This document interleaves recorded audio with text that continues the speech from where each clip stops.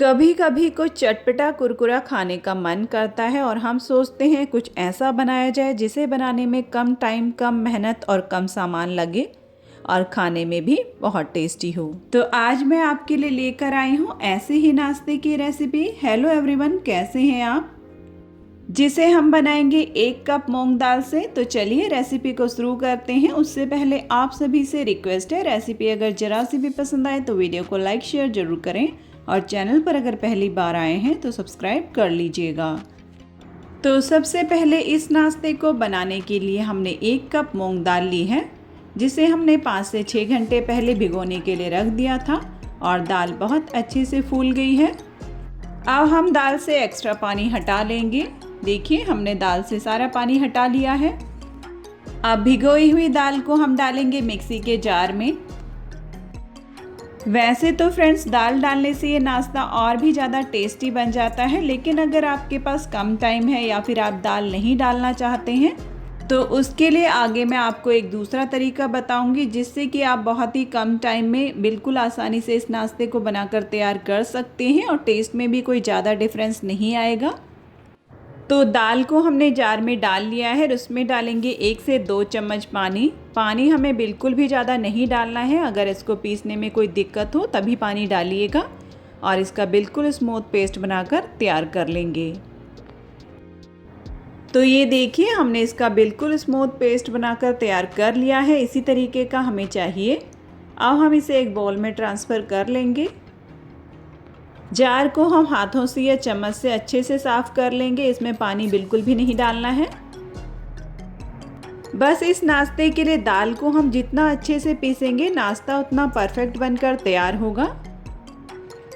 चलिए कर लेते हैं बाकी की तैयारी। अब यहाँ पर मैंने 2 बॉयल आलू लिए हैं, जिनको मैंने बॉईल करने के बाद अच्छे से ठंडा कर लिया है और इनका छिलका हटा लेंगे।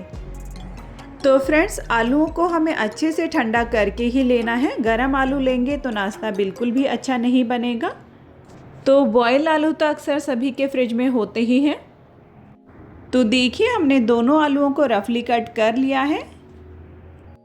अब हम फिर से वही वाला जार ले लेंगे जिसमें हमने दाल को पीसा था और आलूओं को भी हम इसी में डाल लेंगे।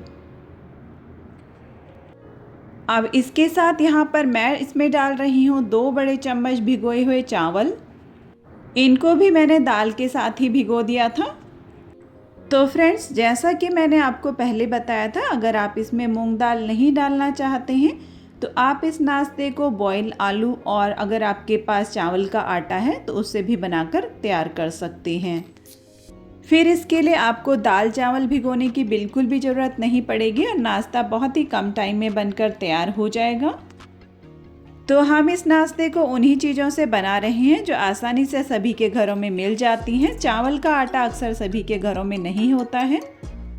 अब हम इन दोनों चीज़ों को बिना पानी डाले इसी तरीके से पीस लेंगे। इसमें बिल्कुल भी गुठलियाँ नहीं रहनी चाहिए। तो चावल यहाँ पर सिर्फ मैंने 2 चम्मच लिए हैं, इसलिए अलग से पीसने में दिक्कत होती है। अगर आप चावल की क्वांटिटी ज़्यादा ले रहे हैं तो आलू और चावल को अलग अलग ही पीसिएगा, जिससे कि वो बहुत अच्छे से पीस पाएंगे। तो ये देखिए, यहाँ पर मैंने इसका बिल्कुल स्मूथ पेस्ट बनाकर तैयार कर लिया है। अब हम इस पेस्ट को दाल के पेस्ट के साथ ही डाल लेंगे। तो ये देखिए, आप देख सकते हैं कितना क्रीमी बना है ये। इसी तरीके का हमें चाहिए। और इस प्रोसेस को आप चाहें तो 1 दिन पहले करके फ्रिज में रख सकते हैं, जिससे कि ये बैटर बहुत अच्छे से सेट हो जाएगा। तो चलिए अब इसे फेंट लेते हैं। तो फ्रेंड्स, अगर आपको आज की ये रेसिपी ज़रा सी भी पसंद आ रही हो तो वीडियो को अपने फ्रेंड्स और रिलेटिव्स में ज़रूर शेयर कीजिएगा।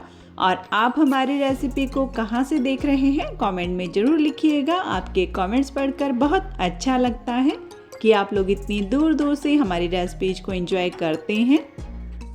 तो फ्रेंड्स, हमें इसे अच्छे से फेंट लेना है, जिससे कि इसमें बहुत ही अच्छी एरेशन हो। तो देखिए, आप देख सकते हैं जैसे जैसे हम इसे फेंट रहे हैं बैटर कितना हल्का दिख रहा है।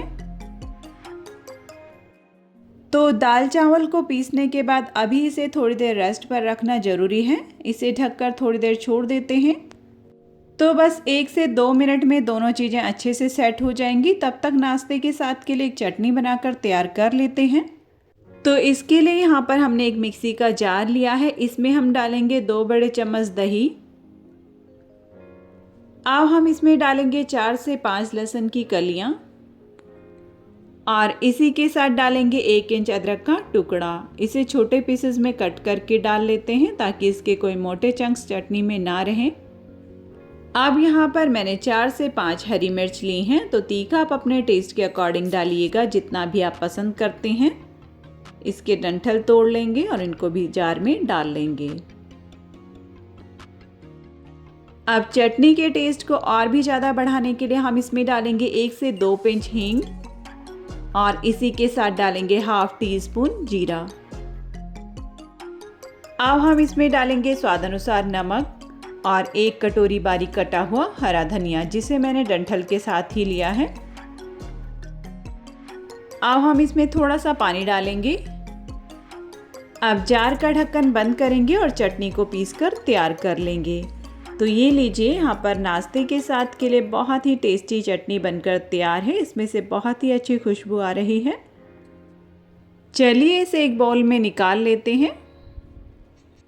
तो ये चटनी इस नाश्ते के टेस्ट को डबल कर देती है और आप इसे समोसा, कचौड़ी, पकौड़ी किसी के साथ भी इंजॉय कर सकते हैं। चलिए अब इसे साइड रखते हैं और बैटर को चेक कर लेते हैं। तो इतनी देर में यहाँ पर बैटर भी बहुत अच्छे से सेट हो गया है। इसे फिर से एक बार फेंट लेंगे।